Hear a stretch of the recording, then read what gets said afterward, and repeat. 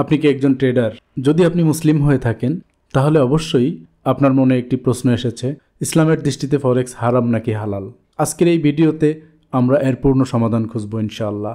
একদম শুরু থেকে শেষ পর্যন্ত আমার সঙ্গেই থাকবেন। এই ভিডিওর মাধ্যমে আমরা একটি সিদ্ধান্তে পৌঁছাবো। আসসালামু আলাইকুম ভিউয়ার, কেমন আছেন সবাই? নিশ্চয়ই ভালো, আলহামদুলিল্লাহ আমিও ভালো আছি। ফরেক্স স্কুল বিডিতে সবাইকে স্বাগতম। আজকের টপিক, ইসলামের দৃষ্টিতে ফরেক্স হারাম নাকি হালাল। আমরা একজন মুসলিম ট্রেডার হিসেবে হারাম হালালের প্রশ্ন করব, এটাই স্বাভাবিক। যেখানে মুসলিমরা কোনো সামান্য খাবার খাইতে গেলে আগে চিন্তা করে এই খাবারটি হারাম টাকার নাকি হালাল টাকার, সেখানে আমরা উপার্জন করে আমি খাবো, আমার পরিবারকে খাওয়াবো, আর সেটা হারাম নাকি হালাল আমরা এটা যাচাই বাছাই করব না, তা কী করে হয়? প্রত্যেকটা মুসলমান ভাই বোনের এটা একটা কমন প্রশ্ন, ভাইয়া ইসলামের দৃষ্টিতে ফরেক্স হারাম নাকি হালাল, ইসলাম কি বলে এক্ষেত্রে? ইসলাম সব কিছুরই সমাধান দিয়ে রেখেছে, প্রত্যেকটা বিষয়েরই সমাধান আছে। ইসলামের দৃষ্টিতে ফরেক্স হারাম নাকি হালাল এ ব্যাপারে আমি আপনাকে যথেষ্ট পরিমাণে যুক্তি উপস্থাপন করব। আমি আগে আমার দুর্বলতাটা প্রকাশ করি। আমি কোনো মুফতি বা আলেম নই, বা ইসলামিক জ্ঞান আমার খুবই সামান্য। সেই জ্ঞান দ্বারা ইসলামকে বিশ্লেষণ করা, ইসলামের পরিভাষায় কোনো কিছুকে বিশ্লেষণ করা আমার যোগ্যতার বাইরে। কিন্তু আমি একজন মানুষ হিসাবে, আমি একজন ফরেক্স ট্রেডার হিসাবে প্রচুর পড়াশোনা করেছি ফরেক্স নিয়ে। আমি আমার দৃষ্টি থেকে একজন মুসলিম হিসাবে আমি কিছু যুক্তি উপস্থাপন করব।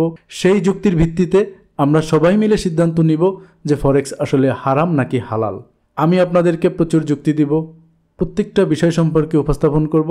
আপনারা কমেন্টস করবেন, আপনারা রিয়াকশান দিবেন, আপনারা আমাকে মেইল করেও জানাবেন যে আসলে আমার যুক্তি সঠিক কি সঠিক না।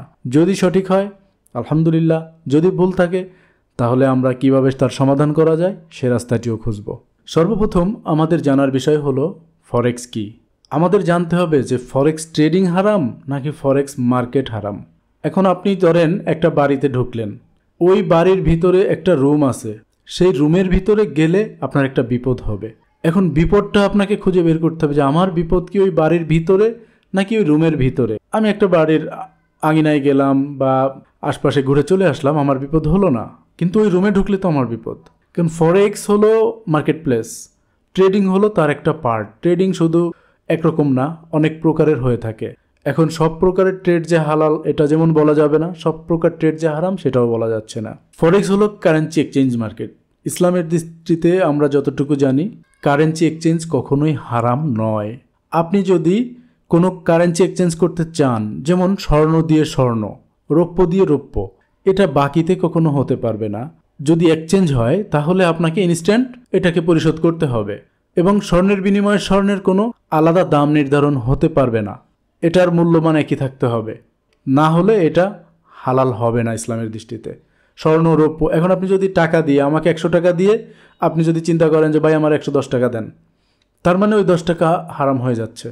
আমাকে আপনি 100 টাকা দিয়েছেন, আমি আপনাকে 100 টাকা ফেরত দিব। এখন কেন দিয়েছেন এটা হলো মুখ্য বিষয়। আপনি যদি বিজনেসের স্বার্থে দেন যে ভাই ঠিক আছে 100 টাকা আপনাকে দিলাম, আপনি কি করবেন জানি না, মাস গেলে আমাকে 10 টাকা করে দিবেন 100 টাকায়, এই টাকাটা সুদ হচ্ছে। আপনি আমাকে 100 টাকা দিলেন, ভাই এই 100 টাকার নোটটাকে ভাঙটি দেন। আপনি ভাঙটি নিয়ে গেলেন, 100 টাকার বিনিময়ে আমি অনেকগুলো খুচরা টাকা মিলিয়ে আপনাকে 100 দিলাম, টাকাটা হালাল হচ্ছে।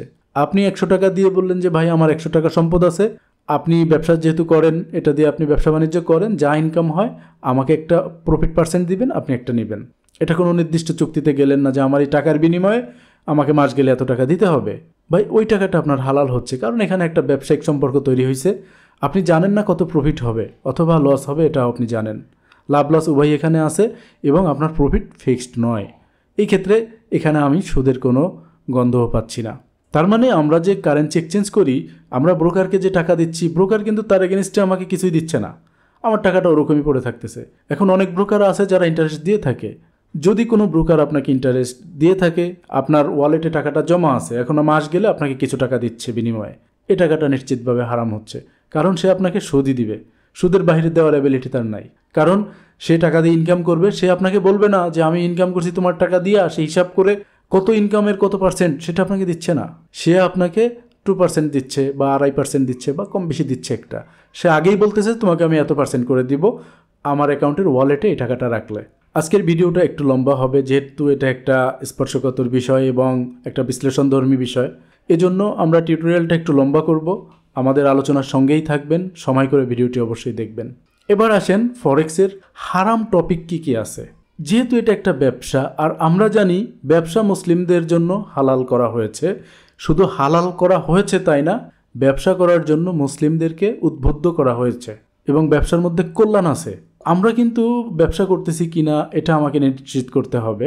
এখন আমরা আসি যে ফরেক্স একটা ব্যবসা কিনা। যেহেতু ট্রেডিং শব্দটা এখানে যুক্ত, তার অর্থ কিন্তু বিজনেসই দাঁড়ায়। আমরা ট্রেডিং করতেছি। এখন আমরা কি ট্রেডিং করতেছি? আমরা কারেন্সি এক্সচেঞ্জ করতেছি, মুদ্রার সাথে মুদ্রার কেনাবেচা করতেছি। মুদ্রার কেনাবেচা হালাল, এটা ইতিমধ্যে কিন্তু আমি প্রুভ করেছি। এখন দেখেন ফরেক্স মার্কেটে কিন্তু গড়ে প্রতিদিন প্রায় $7 ট্রিলিয়ন মতো লেনদেন হচ্ছে। এখন এই $7 ট্রিলিয়ন তো আর আপনাকে দিয়ে দেয় নাই, আপনি হালাল অংশটুকুই বেছে নেন। যেমন ধরেন এখানে বিভিন্নভাবে কারেন্সি এক্সচেঞ্জ হয়। আপনি ট্যুরে গেছেন, আপনি একটা এক্সচেঞ্জ করতেছেন। আপনি বিদেশ থেকে একটা পণ্য আনবেন, আপনি একটা এক্সচেঞ্জ করে তারপরে পণ্যটা আনতেছেন। আপনি বিদেশে চিকিৎসার জন্য গেছেন, সেখানে যাই আপনি কিন্তু বাংলা টাকা দিচ্ছেন না, আপনি কারেন্সি এক্সচেঞ্জ করে দিচ্ছেন। পৃথিবীতে যত ধরনের এক্সচেঞ্জ হয় কারেন্সিতে, এবং সেই কারেন্সি যদি ফরেক্স মার্কেটে ইনভলভ থাকে, তাহলে সেটাই হলো ফরেন এক্সচেঞ্জ বা কারেন্সি এক্সচেঞ্জ বা ফরেক্স ট্রেডিং। ইউরো ইউএসডির সঙ্গে বাংলাদেশি টাকার লেনদেন হতে পারে, বাংলাদেশি কারেন্সির এক্সচেঞ্জ হতে পারে, সেটা ইউরোর ইকোনমিতে এবং বাংলাদেশি টাকার ইকোনমিতে, বাংলাদেশের ফাইন্যান্সে এটা হিট হবে। এখন এই হিটটা মার্কিন ডলারে যেয়ে করবে না, কারণ আপনি ইউরোর সাথে লেনদেন করছেন। আপনি মার্কিন ডলারের সাথে যখন লেনদেন করবেন সেটা হবে। আপনি গোল্ড কিনতেছেন অথবা গোল্ড সেল করতেছেন, তার লেনদেন বাংলাদেশি টাকায় গোল্ডের সাথে যেমন ইফেক্ট হচ্ছে, সারা পৃথিবীতে গোল্ডে যেটুকু ইফেক্ট পড়তেছে। এখন কিছু কিছু ইফেক্ট দৃশ্যমান, কিছু কিছু দৃশ্যমান না। আমরা দেখতে পাচ্ছি, কিছু কিছু দেখতে পাচ্ছি না, কিন্তু ইফেক্ট পড়বেই। ক্ষুদ্রতম লেনদেন হলেও তার ইফেক্ট অবশ্যই আছে, এটা কাউন্ট হবে। ফরেক্সের একটা বিষয় আছে খুবই গুরুত্বপূর্ণ, যেটাতে সারা পৃথিবীর আলেম ওলামা এবং যারা অভিজ্ঞ তারা মতামত দিয়েছেন যে ফরেক্সে সোয়াপ হলো হারাম। সোয়াপ মিন্স এটা হলো সুদ। এখন এই সুদের মধ্যে দুইটা ক্যাটাগরিতে ভাগ করতে হবে আপনাকে। সুদটা হলো এরকম, যেটাতে আপনি পাবেন অথবা আপনি দিবেন। আপনার একটা ট্রেড আজকে প্লেস করেছেন, আগামীকাল পর্যন্ত ধরে রাখা লাগতে পারে, বা এটা আরও বর্ধিত হইতে পারে, 2 দিন 5 দিন থাকতে পারে রানিং। এই জন্য আপনাকে 2 ধরনের চার্জ করা হইতে পারে। 1 নম্বরের চার্জ হলো ওভারনাইট ফি। ওভারনাইট ফি হলো আপনি একটা এন্ট্রিকে আজকে ওপেন করেছেন, পরবর্তী দিনে এই এন্ট্রিটাকে আপনাকে প্লেস করতে হবে পরবর্তী দিনে। সম্পূর্ণ অবস্থা যেরকম আছে এইভাবেই পরবর্তী দিনে গিয়া মার্কেটে এটাকে প্লেস করতে হবে। এই প্লেস করতে গিয়া ব্রোকারের একটা খরচ হয়, এই খরচটাই আপনার থেকে ব্রোকার চার্জ করতে পারে, যেটাকে ওভারনাইট ফি বলা হয়। এই ওভারনাইট ফিটা কখনোই সুদের আওতায় পড়বে না। আমরা অনেকে এখানে একটা ভুল ধারণা করি, ব্রোকার ওভারনাইট ফি করছে মানে এটা সুদ, কিন্তু না। অনেক ব্রোকারেরই এই টাকাটা জরিমানা আসে। কোনো কোনো ব্রোকার নিজের থেকে পে করে, ওইটার ট্রেডারকে চার্জ করে না। কোনো কোনো ব্রোকার এটা চার্জ করে, তাদের হিসাব খুব সূক্ষ্ম। যে আপনার এন্ট্রি, আপনি এন্ট্রি এখানে ওপেন করছেন, এই এন্ট্রিটা আজকে রাত্রের জন্য আপনার জন্য ফ্রি। আগামীকালকে এটা যখন আপনি মার্কেটে কন্টিনিউ করবেন, একটা ফি এখানে খরচ আছে, সেই খরচটাকে আমি দিব না, এটা আপনার থেকে কেটে নিবে। সেটাকে বলা হয় ওভারনাইট ফি। এবার আসেন কারেন্সি ভেদে কিছু সোয়াপ পাওয়া যায় অথবা দিতে হয়। কারেন্সি ভেদে কীভাবে? যেমন জেপি পেয়ারে অনেক সময় আপনি সুদ পাবেন, অস্ট্রেলিয়ান ডলারেও আপনি কিছু কিছু সময় সুদ পাবেন, অথবা আপনাকে সুদ দেওয়া লাগতে পারে। কোনো কোনো কারেন্সি আপনি কিনেছেন, যেমন জেপির পক্ষে যদি আপনি ট্রেড করেন, তাহলে আপনার এই এন্ট্রিতে সুদ আপনি পাবেন। অস্ট্রেলিয়ান ডলারের পক্ষে ট্রেড করেন, আপনি সুদ পাবেন। বাট আদার্স অনেক কারেন্সি আছে, সেসব কারেন্সিতে যদি আপনি ট্রেড করেন, সেখানে আপনাকে সুদ দিতে হবে। তার মানে এদের ইন্টারেস্টের উপরে অনেক কিছু নির্ভর করে, তাদের একটা পলিসি আছে। সেই পলিসিতে কখনো কখনো আপনি সুদ পাবেন, কখনো কখনো আপনাকে দিতে হবে, যেটাকে আমরা সোয়াপ নামে জানি। এই সোয়াপটা আপনার সুদের আওতায় পড়ে, কারণ এখানে আপনি পাচ্ছেন অথবা দিচ্ছেন এবং সেটা নির্দিষ্ট হারে। এইটা যদি আপনার ট্রেডিং অ্যাকাউন্টের সাথে সংযুক্ত থাকে, তাহলে আপনারা হারাম ট্রেডিং করতেছেন। যে টাকাটা আসতেছে ওই টাকাটা হারাম হয়ে যাচ্ছে, যে কারণে আপনার ক্ষেত্রে ট্রেডিংটা কিন্তু হারাম হচ্ছে। আপনি কখনোই সুদ নিয়ে বা দিয়ে আপনার টাকাকে আপনি হালাল করতে পারবেন না। এটার জন্য করণীয় কি? এটার জন্য করণীয় হলো আপনাকে এমন ব্রোকার সিলেক্ট করতে হবে যারা ইসলামিক অ্যাকাউন্ট প্রোভাইড করে। কিন্তু যারা ইসলামিক অ্যাকাউন্ট প্রোভাইড করেন, সেসব ব্রোকার কোয়ালিটি খুব ভালো হয় না, কারণ ইসলামিক অ্যাকাউন্ট বলতে ফরেক্স জগতে কিছু নাই। কিছু কিছু ব্রোকার এটা তৈরি করেছে ইসলামিক অ্যাকাউন্ট, স্ট্যান্ডার্ড অ্যাকাউন্টে আপনাকে তারা কোনো সুদ কাটবে না। আবার কিছু কিছু ব্রোকার 15 দিন বা 1 সপ্তাহ, কোনো কোনো ব্রোকার 20 দিনের জন্য আপনাকে সব ফ্রি দিবে। আবার কারেন্সি ভেদে বিভিন্ন কারেন্সিতে আপনাকে 1 সপ্তাহ, কোনোটায় 1 মাস এরকম সব ফ্রি অ্যাকাউন্ট প্রোভাইড করতে পারে, এগুলো ইসলামিক অ্যাকাউন্টের নামে। কিন্তু কমপ্লিটলি সব ফ্রি অ্যাকাউন্ট একটি ভালো ব্রোকার, একটা রেগুলেটেড ব্রোকার, যাদের লিকুইডিটি আছে, লিকুইডিটি প্রোভাইডার আছে, এই ধরনের ব্রোকার আপনাকে সব ফ্রি অ্যাকাউন্ট কখনোই দিতে পারবে না। যদি সব ফ্রি অ্যাকাউন্ট দিতে হয় তাহলে আপনার যে চার্জটা আসবে ওই চার্জটা ব্রোকার পে করবে, আপনাকে এখানে ওভারনাইট ফি দিতেই হবে এবং এই সুদ আপনাকে নিতে হবে অথবা দিতেই হবে। এটা বন্ধ করা খুবই কঠিন, তবে কিছু কিছু ব্রোকারের সাথে কথা বললে বর্তমানে কিছু কিছু জায়গায় এটা তৈরি হয়েছে। আপনি সুদ নিতে বা দিতে না চাইলে তাদেরকে মেইলের মাধ্যমে জানালে তারা আপনার এই সোয়াপ অপশনটা বন্ধ করে দেয়, বাট ওভারনাইট চালু থাকে। সোয়াপ অপশনটা তারা বন্ধ করে দিবে। এক্ষেত্রে আপনাকে প্রুভ করতে হবে যে আপনি মুসলিম। অ্যাজ এ মুসলিম হিসাবে আপনার কাছে আপনার মসজিদের ইমাম সাহেবের একটা ক্লিয়ারেন্স চাইতে পারে বা গভর্নমেন্ট ক্লিয়ারেন্স চাইতে পারে, অথবা আপনি যদি এটা প্রুভ করেন যে আমার এনআইডি কার্ড অথবা পাসপোর্টে দেখো ধর্ম ইসলাম লেখা আছে, আমার ধর্ম যেহেতু ইসলাম আমি মুসলিম, এভাবে তাদেরকে মেইল করলেও এটা করে দিবে। যেমন আমার ক্ষেত্রে আইসি মার্কেটের এই প্রবলেমটা হয়েছিল, তারা আমার কাছে ডকুমেন্ট চাইছিল। আমি এখন কোন ইমাম সাহেবের কাছে যাব, আর এটা একটা ঝামেলা মনে হয়েছে, এই জন্য আমি তাদেরকে বলছি তুমি আমার ডকুমেন্ট চেক করো, পাসপোর্ট, এখানে দেখো ধর্ম ইসলাম লেখা। তারা কিন্তু আমাকে সব ফ্রি করে দিয়েছে। সব ফ্রি বলতেই না যে আজীবনের জন্য করছে, আমাকে সবটা বাদ দিছে, এটা সত্য, কিন্তু ওভারনাইট ফি এটা অ্যাট এ মোমেন্টে আমাকে দিতেই হচ্ছে বা দিতে হবে। এজন্য আপনাদের পরামর্শ থাকবে অ্যাকাউন্ট ভালো ব্রোকারে করবেন। সব ফ্রি অ্যাকাউন্ট দেখ বা না দেখ, আপনারা ওভারনাইট চার্জটা দিবেন না, আপনারা ডেইলি ট্রেড করে ডেইলি বের হয়ে যাবেন, তাহলে এই ঝামেলাটা আসবে না। লং টাইম এন্ট্রি ক্যারি করার দরকার নাই, এটা ঝুঁকি। আশা করছি অন্তত এই বিষয়টা আপনারা বুঝতে পারছেন। ব্রোকারের আরেকটা বিষয় আছে, সেটা হলো লেভারেজ। যেমন স্টক মার্কেটে আপনি যদি লেভারেজ নিয়ে কাজ করেন, এর ক্ষেত্রে এগেনস্টে কিন্তু একটা সুদ আপনাকে দিতে হয়, কারণ আপনি একটা লোন নিচ্ছেন, আপনার যে ফান্ড আছে তার বিপরীতে আপনি একটা বড় ধরনের লোন নিচ্ছেন। এই লোনের বিনিময়ে তো আপনাকে এমনি এমনি কেন লোন দিবে, বিনিময়ে আপনাকে কিছু দিতেই হবে। সেই দেওয়াটাই হলো হারাম পর্যায়ে পড়ে যায়। ফরেক্স মার্কেটে যে লেভারেজ নাই তা না, এখন আপনাকে দেখতে হবে ব্রোকার আমাকে লিভারেজ দিচ্ছে, এই লিভারেজের বিনিময়ে ব্রোকার কী নিচ্ছে। ব্রোকার যদি আপনাকে লিভারেজ দিয়ে বলে, তার কোনো টার্মস কন্ডিশনে বা আপনি দৃশ্যমান কিছু দেখলেন যে হ্যাঁ ব্রোকার লিভারেজ আমাকে দিয়েছে, বিনিময়ে সে আমাকে চার্জ করতেছে, তাহলে এই লিভারেজ নেওয়াটা আপনার জন্য হারাম হচ্ছে। কিন্তু ব্রোকার আপনাকে লিভারেজ দিয়েছে 1000 বা 500 যাই নিছেন আপনি, বিনিময়ে সে কোনো চার্জ করে নাই, লেভারেজটা ফ্রি করে দিছে আপনাকে, তোমার যতটুকু লেভারেজ লাগে তুমি ইউজ করো। এটা আপনি বড় লট ইউজ করার জন্য বা ট্রেড সেফটির জন্য আপনি নিয়েছেন, নেওয়ার পরে সে কোনো আলাদা চার্জ করতেছে না। যদি এটা হয় তাহলে বাই লেভারেজটা হারাম হচ্ছে না এখানে, কারণ সে আপনাকে ট্রেডের একটা অপরচুনিটি ক্রিয়েট করে দিচ্ছে। আরেকটা কাজ করতেছে, আপনার ফান্ড জিরো হওয়ার আগেই তার লেভারেজ সে সরায় নিচ্ছে, তার মানে ব্রোকার এখানে লুজার হচ্ছে না এবং সে এর জন্য এক্সট্রা চার্জ করতেছে না। তার মানে ফরেক্স ট্রেডিংয়ে লেভারেজটা কিন্তু ভাই হারাম হচ্ছে না, এর জন্য এক্সট্রা চার্জ আপনার নিচ্ছেন না। এখন ক্রিপ্টো ট্রেডিংয়ে কিন্তু আপনার এই স্পটে এই সমস্যা না থাকলেও ফিউচারে কিন্তু এই ঝামেলাটা আছে। আপনি যখনই ফিউচারে এন্ট্রি প্লেস করবেন, আমি আসলে এই বিষয়টা রিসার্চ করার পরে আমার সিদ্ধান্ত আসছে যে আমি ক্রিপ্টোতে আর ফিউচার ট্রেড করতেছি না, কারণ ওখানে কিন্তু আমার যে লেভারেজ ইউজ করতেছি তার উপরে চার্জ করে।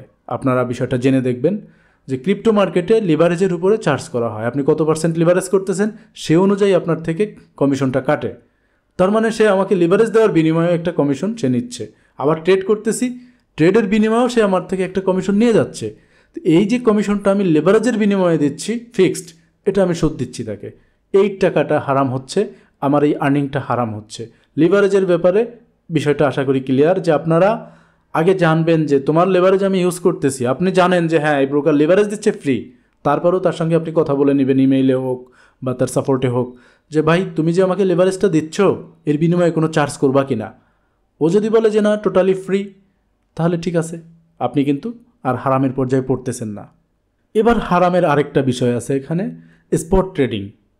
স্পট ট্রেডিংয়ে আমরা একটা জিনিস জানি যে স্পটে বসেই ইনস্ট্যান্ট এগুলো এক্সিকিউশন হয়, এটা নিষ্পত্তি হয়ে যায়। কিন্তু আমরা যদি অন্য দিকে তাকাই, যেমন ফরওয়ার্ড কন্ট্রাক্ট। ফরওয়ার্ড কন্ট্রাক্টটা কি? আপনি আজকে ট্রেড প্লেস করেছেন, এটাকে মাইনর হিসেবে ধরা হবে। এখন এই এন্ট্রি আপনি যেখানে প্লেস করেছেন, ধরেন একটা স্টক কিনেছেন, শেয়ার কিনেছেন, এটা আপনার 4 দিন 5 দিন বা 10 দিন একটা নির্দিষ্ট টাইম থাকে, সেই টাইমে সে ম্যাচুরিটি আসে তার। বাংলাদেশে সম্ভবত 3 দিনে ম্যাচুরিটি আসে।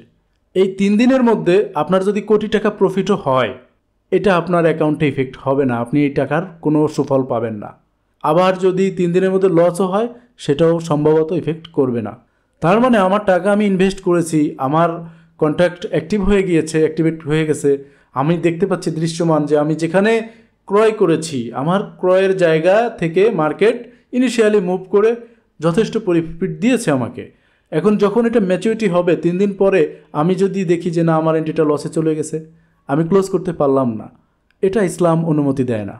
এটা ইসলাম কখনোই অনুমতি দেয় না। আপনার সাথে সাথে স্পটে এটাকে কন্ট্যাক্টগুলো সমাধান করতে হবে। আপনি এন্ট্রি দিছেন, রেজাল্ট শুরু, আপনি চাচ্ছেন ক্লোজ করতে, কন্ট্যাক্ট ক্লোজ। এটার ম্যাচুরিটি প্রবলেম, এটার টাইম ডিলিং প্রবলেম, এই প্রবলেমগুলো আসতে পারবে না। যদি আসে, ইসলাম এটাকে সমর্থন করে না। অতএব আমি দেখতে পাচ্ছি যে বিভিন্ন আমাদের স্টক মার্কেটগুলা, হয়তো অনেক ভাই আমাকে ভুল বুঝতে পারেন, বাট ভাই ইসলাম এটা বলে আপনার কারেন্সি এক্সচেঞ্জ করতেছেন ভাই, আর আপনি কোনো প্রোডাক্ট কিনতেছেন, যেমন আমি বাজার থেকে একটা প্রোডাক্ট কিনলাম, আমি ওই প্রোডাক্টটি সাথে সাথে আমার এক্সিকিউশন কেন হচ্ছে না? আমার তো এমন না যে আমার এই প্রোডাক্টটা চীন থেকে আসতেছে, এটা আমার পরিবহনের জন্য সময় ব্যয় হবে, এরকম বিষয় তো নাই। যা আছে সব ইনিশিয়াল, আমার ইনস্ট্যান্ট মার্কেটে এন্ট্রি এক্সিকিউট হবে, ইনিশিয়াল আমি বের হয়ে যেতে পারবো। সেটা 1 সেকেন্ডের বিনিময়ে হতে পারে, 5 সেকেন্ডেও হইতে পারে, আবার আমার 5 দিন পরেও হইতে পারে। স্বাধীনতা আমার থাকতে হবে। আমার ট্রেডিংয়ের যেহেতু স্বাধীনতা নাই, আমার স্বাধীনতায় হস্তক্ষেপ করা হয়েছে যে তুমি ভাই টাকা এখন দিছো, তুমি মালও কিনছো, সব ঠিক আছে, তোমার প্রফিটেও গেছে, 3 দিন পরে তোমার এটা অ্যাক্টিভ হবে, বাট 3 দিন পরে দেখলাম যে আমার অনেক লসে চলে গেছে।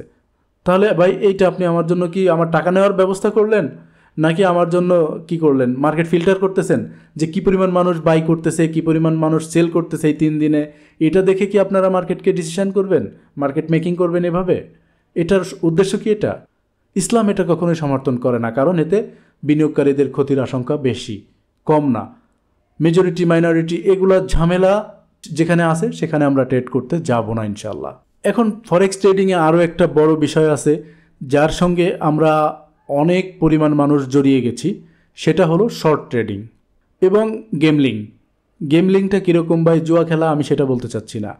ফরেক্স মার্কেটেই জুয়া খেলা যায়, ফরেক্স মার্কেটকেই অনেক জুয়া মনে করে অনেকে। কারণ হলো আপনি ফরেক্স মার্কেট সম্পর্কে অভিজ্ঞ নন, আপনি ভালো জানেন না, আপনি এমন কোনো থিওরি জানেন না যার দ্বারা মার্কেট কেন এখানে আসছে, কেন ওখানে গেছে, কেন ওখানে যাবে, কেন এখানে আসবে। মার্কেটের এই যে যাওয়া আসা, এর সঠিক ব্যাখ্যা আপনি জানেন না, আপনার মনে হয়েছে আন্ডারলাইং মার্কেট। ফরেক্সকে বলা হয় আন্ডারলাইং মার্কেট, মানে আপনি এখানে কল্পনা করবেন এটা আমার এটা হতে পারে। ফরেক্সে নিশ্চয়তার কিছু নাই, এই অনিশ্চয়তা টোটাল ফরেক্স মার্কেটটাকে হারাম করে দিয়েছে।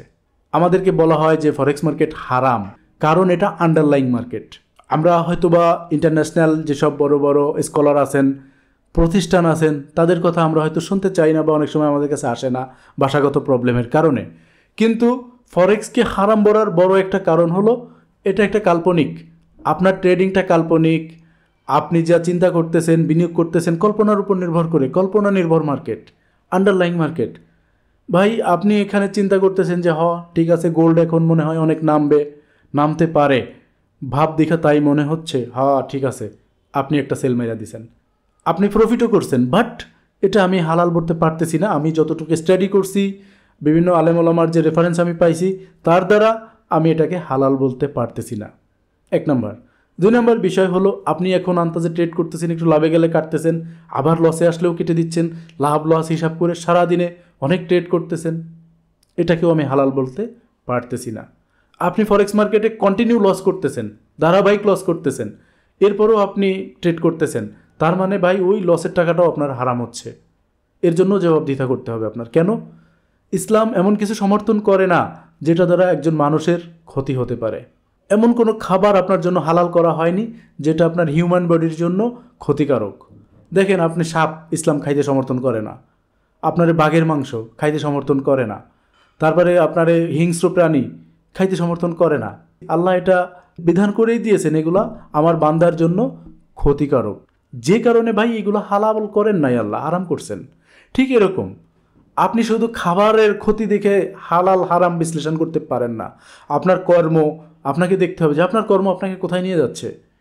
আপনি যদি এমন কর্ম করেন যেটা আপনাকে প্রতিদিনই ক্ষতিগ্রস্ত করতেছে, আপনি বুঝতেছেন, জানতেছেন, দেখতেছেন এবং সেটা কন্টিনিউ করতেছেন, তাহলে ভাই আপনি হারাম কাজ করতেছেন। এখান থেকে আপনাকে বের হইতে হবে যদি মুসলিম হন। এখন ভাই আপনি যে দেখতেছেন যে আপনি ট্রেডগুলো করতেছেন, আপনি জানেন না ভাই মার্কেট কই যাবে। আপনি একটা শিখছেন এই প্যাটার্ন ওই প্যাটার্ন হলে এটা করে, আসলে এই প্যাটার্নগুলো দ্বারাও আপনি প্রফিটেবল না।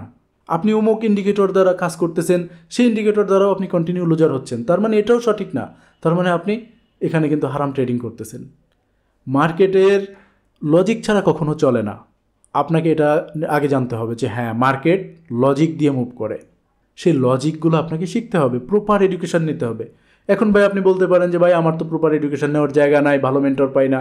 ভাই তাইলে ফরেক্স করেন না, যেহেতু আপনি পাচ্ছেন না আপনি কেন লস করবেন? এই লসের পিছনে এটা কত বড় হারাম আপনি জানেন? আমি একটু বিশ্লেষণ করি।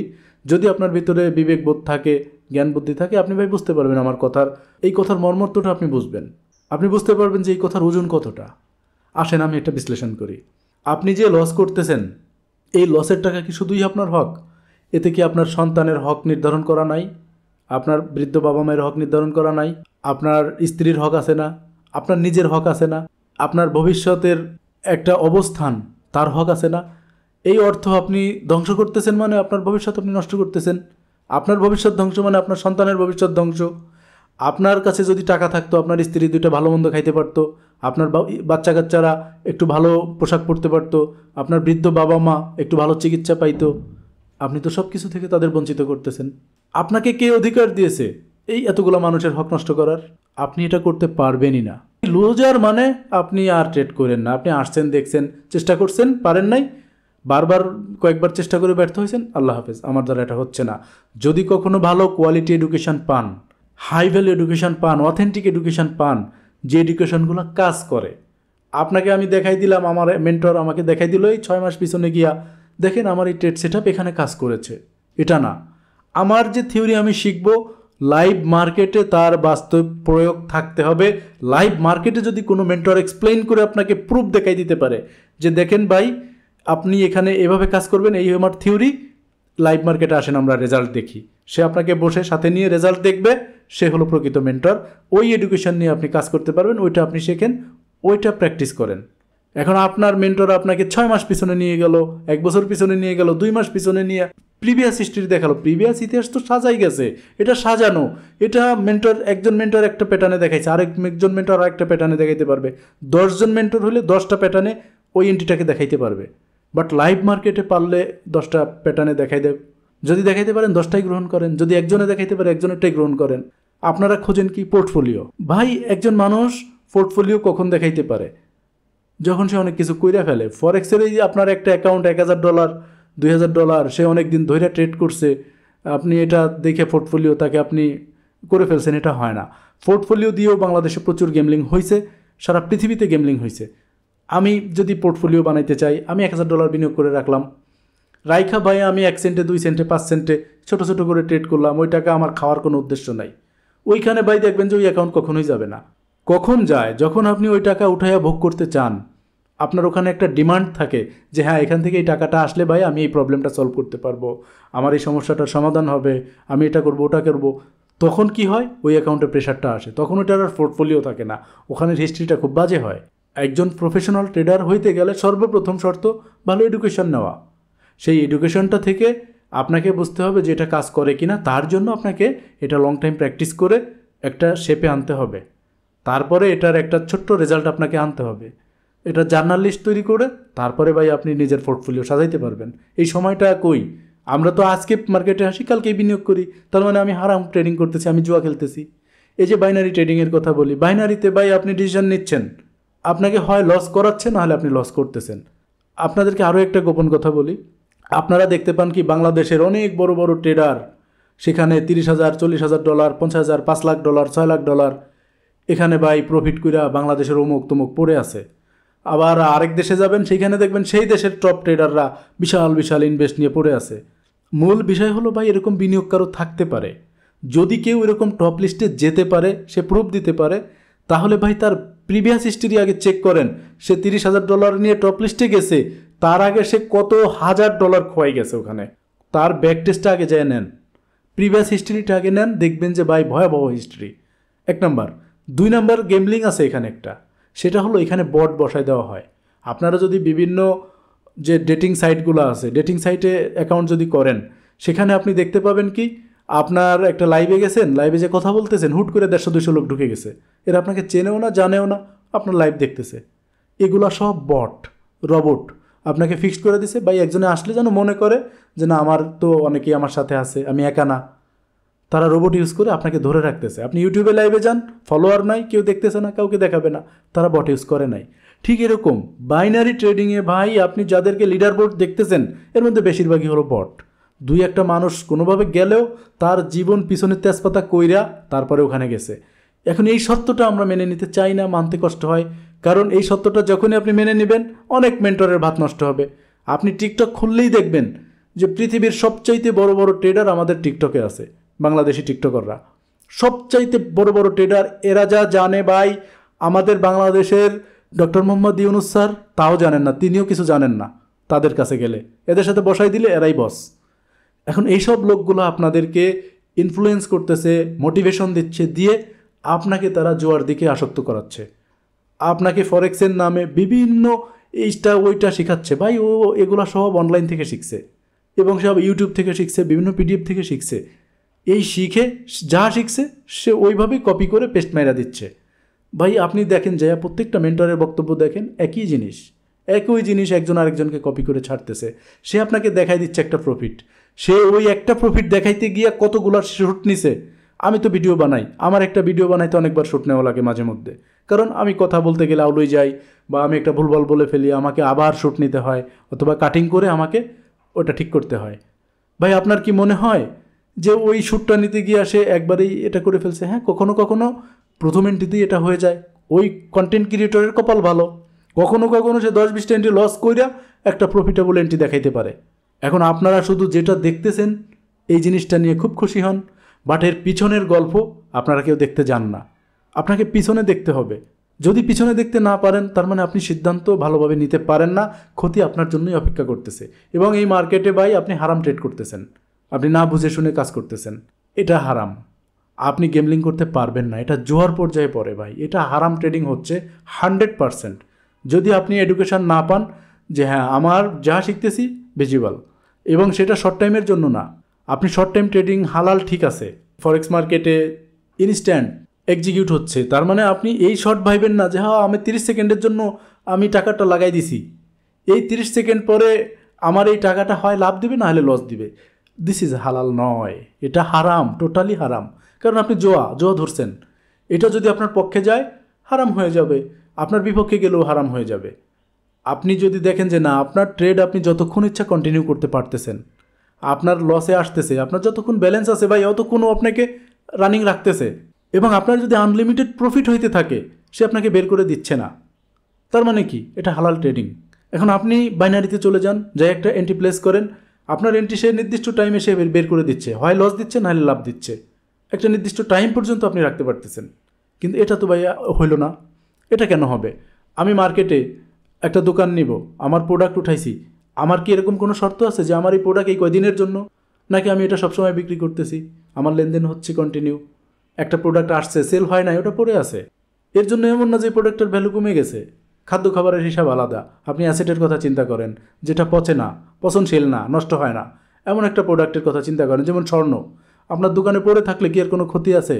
আমার স্বর্ণ ভাই আমারটা আমার দোকানে পড়ে আছে, আমার অ্যাসেট। তাহলে ভাই আমি যেমন একটা ট্রেড করতেছি ওখানে আমার ইনভেস্টমেন্ট, আমি ওখানে এমন না যে আমি ওখানে আম কিনছি, আমি কমলা কিনছি, আপেল কিনছি, আমার পচে যাওয়ার ভয় আছে। আমি 1 প্যাকেট বিস্কিট কিনছি, ইন্দুরে কেটে দিবে। আমি 1 থান কাপড় কিনছি, ওখানে তেলাপোকাকে ছিদ্র করবে। আমার টাকা ভাই, এটা আমার অ্যাসেট, এটা কেন আমার জিরো হবে? আপনি আমাকে কেন বের করে দিবেন? আপনি কেন আমাকে লস করাইয়া বা লাভ করাইয়া আমি একটা নির্দিষ্ট টাইম পর আমাকে বের করে দিচ্ছেন? এটা হতে পারেই না, এটা কখনোই হালাল হইতে পারে না। এবার ভাই আপনাদের সিদ্ধান্ত আপনারা নেবেন। আমি আপনাদেরকে এখন বলবো বাস্তব কিছু উদাহরণ, যেগুলোর মাধ্যমে আমরা দেখব যে আমরা কারেন্সি এক্সচেঞ্জ কতটা হালাল। আরও কিছু খুব দারুণ কিছু উদাহরণ আমি দিব। সেটা হলো, আপনাকে আমি হজে নিয়ে যাব, বা আপনি হজে যাচ্ছেন, হজে যাওয়ার সময় আপনি যখন বাংলাদেশ বিমানে উঠবেন তার আগে আপনাকে কিন্তু সৌদির টাকাটাকে বাংলা টাকা থেকে কনভার্ট করতে হবে, রিয়েল নিয়ে আপনাকে যাইতে হবে। রিয়েল নিয়ে না গেলে ওই দেশে বাংলাদেশি টাকা দিলে আপনি কোনো সমাধান বা কোনো সার্ভিস, কোনো ধরনের কিছু পাবেন না। এখন ওই দেশে যেহেতু যাচ্ছেন, ওই দেশের টাকাই আপনাকে ইউজ করতে হবে। ওই দেশের টাকা যদি ইউজ করতে চান তাহলে ভাই আপনাকে টাকা এক্সচেঞ্জ করতে হবে। আর এই এক্সচেঞ্জটা করতেছেন মানে বাংলাদেশি টাকা সৌদি টাকার মার্কেটে এর একটা প্রভাব পড়তেছে। হজের সময় দেখবেন যে ফ্লাকচুয়েশন প্রচুর। কেন? কারণ এই টাকাটা ভাই এক্সচেঞ্জ হচ্ছে, প্রচুর এক্সচেঞ্জ হচ্ছে। হজ থেকে আসার পরে আবার দেখবেন যে টাকা এক্সচেঞ্জ হচ্ছে। বাংলাদেশ থেকে যাচ্ছে হজে মানে টাকা বের হচ্ছে, কারেন্সি কিছুটা উইক থাকে সৌদির টাকার সাথে, সৌদি টাকা বড় হয় কারণ বিভিন্ন দেশ থেকে ওই সময় টাকা আসে। তখন হজের সময়, হজের মৌসুমে দেখবেন সৌদির টাকার মান বাড়তেছে। হজের পরে দেখবেন যে আবার একটু নর্মাল হচ্ছে, বাংলাদেশে আবার লোকজন ব্যাক করতেছে, অন্য দেশে ব্যাক করতেছে, তাদের কারেন্সির স্থিতিশীলতা আসতেছে। এটা কেন? কারণ এখানে এক্সচেঞ্জ হচ্ছে। আর এই এক্সচেঞ্জটা ভাই মার্কেটকে প্রভাবিত করে, আমরা এটা মানি আর না মানি। ক্ষুদ্রতম এক্সচেঞ্জও মার্কেটকে প্রভাবিত করে, এটাও এক ধরনের ফরেক্স ট্রেডিং। আপনি ট্রেড করলেই যে শুধু ফরেক্স ট্রেডিং তা না, কারেন্সি এক্সচেঞ্জ যেখানেই হচ্ছে সেটাই ট্রেডিং ভাই। আপনার এই যে বাই সেল করাটাই শুধু ট্রেডিং তা না, ওটাও ট্রেডিং। আপনি বিদেশ থেকে একটা প্রোডাক্ট কিনতেছেন, সেটাও ট্রেডিং। সব কিছুই ট্রেডিং, এক্সচেঞ্জ মানেই ট্রেডিং। যে কারণে এটার নাম দেওয়া হয়েছে ফরেন এক্সচেঞ্জ, মানে ফরেন কারেন্সির সাথে এক্সচেঞ্জ হচ্ছে। এটার মধ্যে প্রোডাক্ট ক্রয় করা হতে পারে, প্রোডাক্ট বিক্রয় করা হতে পারে, কারেন্সির সাথে কারেন্সির লেনদেন হতে পারে, সব কিছুই হতে পারে। এবার আপনি হজে গেলেন টাকা নিয়ে, ওখানে গিয়া আপনি টাকা পয়সা খরচ করলেন, উড়াইলেন ধুমাইয়া, আপনি যাওয়ার সময় 30 টাকা রেটে রিয়াল ভাঙ্গায় লয়ে গেছেন। এবার ভাই বাংলাদেশে যখন ব্যাক করবেন কিছু রিয়াল থাকতেই পারে। হাজি সাহেবরা কি টাকা রিয়াল নিয়ে ঢোকে? শখের বসে ঢুকতে পারে, কিন্তু প্রকৃতপক্ষে অনেকগুলো রিয়াল থাকলে তারা কি করে? টাকায় কনভার্ট করে। কারণ সৌদি টাকা দোকানে দিলে সে হয়তো আবেগে নিয়ে নিবে, কিন্তু এটার কোনো বাস্তব ভিত্তি নাই যে আপনি সৌদি টাকার বিনিময়ে আপনি এখানে পণ্য আমাকে দিবেন, সার্ভিস আমাকে দিবেন। এটা সম্ভব না, এটা অবৈধ। আপনাকে পণ্য সার্ভিস নিতে হলে বাংলাদেশি টাকাই দিতে হবে। যদি কেউ করে সে অবৈধ কাজ করতেছে, কিন্তু আপনি এটা করতে পারবেন না। তখন আপনি বাধ্য হয়ে কী করবেন? যে ভাই ঠিক আছে, আমি এই টাকাকে এক্সচেঞ্জ করে নিয়ে আসি। এবার এক্সচেঞ্জ করতে গিয়ে যদি 32 টাকা পান, তাহলে কি একজন হাজি সাহেব আরও খুশি হয় না? আরে আল্লাহর নিয়ামত, বাংলাদেশে ঢুকতেই পাইছি। আমি 30 টাকা করে কিনছিলাম, আমি 32 টাকা করে পাইছি, 2 টাকা আমার প্রত্যেক রিয়ালে লাভ হয়েছে। ভাই এটা কিন্তু হালাল হচ্ছে। ঠিক এই কাজটাকেই ফরেক্স মার্কেটে আপনি করতেছেন। আপনি ভাবতেছেন যে ঠিক আছে, আমি একটা ইউরো কিনলাম এই মুহূর্তে, ইউরো কেনার পরে কিছুক্ষণ পরে ইউরোর দাম বাড়ছে, দাম বাড়ার পরে আপনি এটাকে সেল করে দিলেন। সেল করে দেওয়ার কারণে আপনার 2 টাকা লাভ হইলে এটা লস না। এটার সত্যতা, এটার ভিত্তি আমি আরেকটা উদাহরণের মাধ্যমে দেই। সেটা হলো বর্ডার ক্রস বিজনেস। ধরেন আপনি ইন্ডিয়ান বর্ডারে বাস করেন, এখন ইলেকট্রনিক কোনো সার্ভিস পৃথিবীতে আসে নাই, ইন্টারনেট আসে নাই। একটা সময় এই বিজনেসটা কন্টিনিউ করতো বাংলাদেশি মানুষ, ইন্ডিয়ার মানুষ। যেমন ধরেন বাংলাদেশি টাকার সাথে সংবাদ আসলো, মামা ইন্ডিয়ার রুপির তো দাম পড়ে গেছে। এই কত করে আইছে বেটা? 50 টাকা করে। ঠিক আছে, আমি 2 লাখ টাকার রুপি দাও আমাকে। সে কি করতেছে? আপনার কারেন্সি এক্সচেঞ্জ বুথ থেকে সে রুপি নিয়ে নিচ্ছে, অথবা সে যখন ওই ইন্ডিয়াতে ঢুকতেছে অনেক টাকা এক্সচেঞ্জ করে সে যাচ্ছে ব্যবসায়ী হিসাবে, যাইয়া রুপি কিনে নিচ্ছে সে। এটাও হতে পারে, যে কোনো কিছুই হতে পারে। যে কোনোভাবে সে রুপি তার কাছে হোল্ড করছে। এই হোল্ড করার কিছুদিন পরে দেখা গেল কি যে ভাই 48 টাকায় চলে গেছে। এখনও দেখতেছে যে আমার তো 2 টাকা লস। ঠিক আছে, আমার মাল আমার কাছে আছে, আমার সম্পদ আমার কাছে আছে, আমার ট্রেড কেউ ক্লোজ করে দিচ্ছে না, আমাকে কেউ বের করে দিচ্ছে না, আমাকে লস নিয়ে বের হইতে হচ্ছে না। আমার কাছে যা আছে থাকুক ভাই, সময় আসুক, আমারটা আমার কাছে রয়ে গেছে।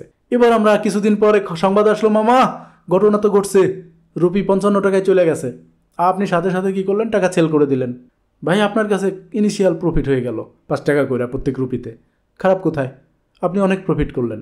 এর মধ্যে কোনো হারাম কিছু নাই, টোটালটাই হালাল আল্লাহর রহমতে। আমি প্রচুর স্টাডি করছি, অ্যানালাইসিস করছি, এটা হালালের বিষয়, এটা হালালের পর্যায়ে পড়ে।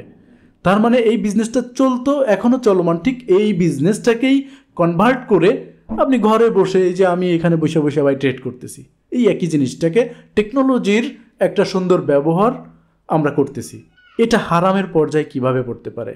আমরা অনেকেই না বুঝে না শুনে, অনেক আলেম ওলামা ডাইরেক্ট বলে ফেলছেন ফরেক্স টরেক্স হারাম। তার কথাও সঠিক। অনেকে বলছেন না না, ফরেক্সের পুরা মার্কেটটা হারাম নয়, এই পার্টগুলো হারাম। সেগুলা কি? সুদ, না বুঝে ট্রেড করা, গেমলিং করে ট্রেড করা, তারপরে আপনার একটা ট্রেড আমি আজকে দিলাম, 2-4 দিন পরে যে নিষ্পত্তি হলো, এইসব বিষয়গুলা। আমি আজকে এন্ট্রি ক্লোজ দিছি, 3 দিন পরে যাই আমার টাকা দিবে, এটা হয় না। আমার টাকা ইনস্ট্যান্ট আমার অ্যাকাউন্টে ঢুকতে হবে। কিসের 3 দিন পরে? 3 দিন পরে দাম কমে গেলে আপনি আমাকে দেখাবেন, এই দেখো রানিং মার্কেটের দাম কম, তখন আপনি আমাকে কম টাকা পে করবেন। এটা তো হবে না। আমাকে ইনস্ট্যান্ট সব কিছু হইতে হবে। এটাই হলো স্পট ট্রেডিং, এবং স্পট ট্রেডিংটা হালাল, এটা হারাম নয়। আপনারা বুঝতে পারলেন আমি যতটুকু আমার সাধ্যে কুলায়। আমি ভিডিওটা লম্বা করতে চাইনি, কিন্তু আলোচনার খাতিরে ভিডিওটা যথেষ্ট লম্বা হয়ে গেছে। আমি প্রচুর তথ্য দেওয়ার চেষ্টা করছি, প্রচুর যুক্তি দেওয়ার চেষ্টা করছি। আমি সরাসরি কিছু বলবো না, আপনারা বলবেন যে ভাইয়া আমার প্রত্যেকটা কথা, প্রত্যেকটা যুক্তি আপনারা বিশ্লেষণ করেন, করে যদি আপনাদের কাছে একটা সিদ্ধান্ত আসে সেটা আমাকে কমেন্টে জানান। কারণ এই বিষয়টাকে আপনি হালকাভাবে নিতে পারেন না, কারণ এটা আমাদের আবেগ, আমাদের পরকাল জড়িত, আমাদের হারাম হালালটা জড়িত। আমরা হারাম খাইতে রাজি না। হারাম আমি খাবো না, আমার পরিবারকেও খাওয়াবো না। আমি পরিবারকে হারাম খাওয়াবো, আমার পরিবার এই হারামের গুনার পাপ নেবে না, এই পাপের ভাগ তারা নিচ্ছে না। তাহলে ভাই আমার হারাম কাজের দরকার নাই তো। আমি 10 টাকা কামাই করতে পারি, 10 টাকার মধ্যে খাও। এখন আপনারা আমাকে জানাবেন যে আমার লজিকগুলো ঠিক আছে কিনা। যদি ঠিক থাকে ভাই ঠিক, আর যদি আপনার কাছে কোনো লজিক দুর্বল মনে হয় যে না আপনি এটা রং বলেছেন, এখানে ঝগড়া না, গালিগালাজ না, বিবাদ না, আমরা এটা আলোচনা করে একটা ভালো সমাধানে যাব। প্রয়োজনে আমি আরও একটা টিউটোরিয়াল করব আপনাদের কমেন্টের ভিত্তিতে। আপনাদের কমেন্টসগুলো নিয়েই সেখানে আলোচনা করব শুধুমাত্র। আপনারা এটাতে কমেন্টস করে আপনার অভিব্যক্তি জানান। কারণ আমি অনেক আগে একটা ভিডিও করছিলাম ফরেক্স হালাল নাকি হারাম, ভাই আমাকে কিছু কিছু হুজুর এসে গালিগালাজ করে আমার গোষ্ঠী উদ্ধার করে দিছে। তো এই হুজুরগুলোর উদ্দেশ্যে বলতে চাই, আগে মালটা খাটাবেন এই জায়গা, হাঁটুর নিচের বুদ্ধিটা খাটাবেন না। আপনার কথা ইসলাম চলে না, আপনি হুজুর হয়েছেন দেখে আপনার কথা ইসলাম চলবে না। ইসলাম প্রকৃত আলেম ওলামাদের কথায় চলে, যারা এখান দিয়ে কথা বলে, হৃদয় দিয়ে কথা বলে। আপনার মতো হুট করে একটা মাথায় আসছে বলে ফেলে না আবেগের বলে। অতএব আপনি কমেন্টস করার আগে ভাই, আপনি সাধারণ একজন আমার মতো মানুষ, আপনি কমেন্ট যা ইচ্ছা করেন, আমার 2টা গালি দেন, সমস্যা নাই। কিন্তু কোনো আলেম ওলামা এসে বা হুজুর এসে আমাকে গালি দিবেন ভাই, এটা কিন্তু আমি বরদাস্ত করব না। আপনাকে খুঁজে বাইর কইরা জনতার সামনে আইনা আমি কিন্তু আপনাকে এর সমাধান নেব, যে গালি কেন দিছেন, এই উল্টাপাল্টা কমেন্টস কেন করছেন। আপনি আপনার যুক্তি দিয়ে, কোরআন হাদিসের রেফারেন্স দিয়ে কমেন্ট করবেন। কমেন্ট করে, আমি এখানে বলি নাই যে এগুলো রাইট, আমি যুক্তি দিয়ে কথা বলেছি। অতএব আপনিও যুক্তি দিয়ে আমাকে হালাল হারাম বেছে দিবেন, যেন আমি মানুষকে সতর্ক করতে পারি। আপনি ডাইরেক্ট এসে হাই মিয়া তুমি কি বোঝো, তুমি হারাম বিষয়কে হালাল বলতেছো, গালিগালাজ করা যাবে না ভাই। তো হুজুর যে সে কি গালিগালাজ করে নাকি? বাট জেনারেল মানুষগুলো কিন্তু গালিগালাজ করে নাই।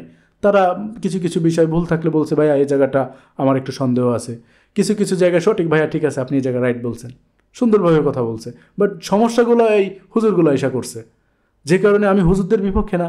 আমি আলেম ওলামাদের মহব্বত করি, ভালোবাসি, তাদের সোহবাতেও থাকি।